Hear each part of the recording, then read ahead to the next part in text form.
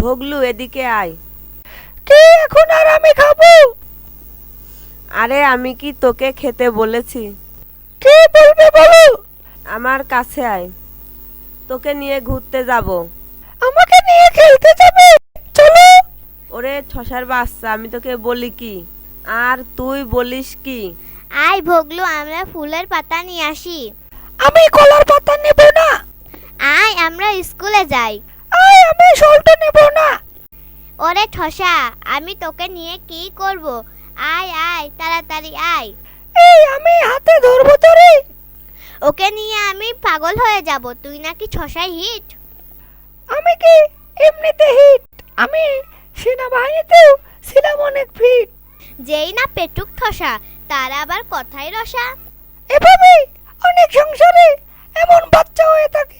এর জন্য আমরা বিরক্ত না হয়ে তাকে ভালোবাসার চেষ্টা করি। আমরা যদি সবাইকে বিরক্ত হয়ে যাই, তাহলে আমরা তাকে ভুল করতেছি, তাকে আমরা ভালোবাসতে পারতেছি না। আমরা আমাদের অসুস্থ সন্তানকে ভালোবাসার চেষ্টা করি।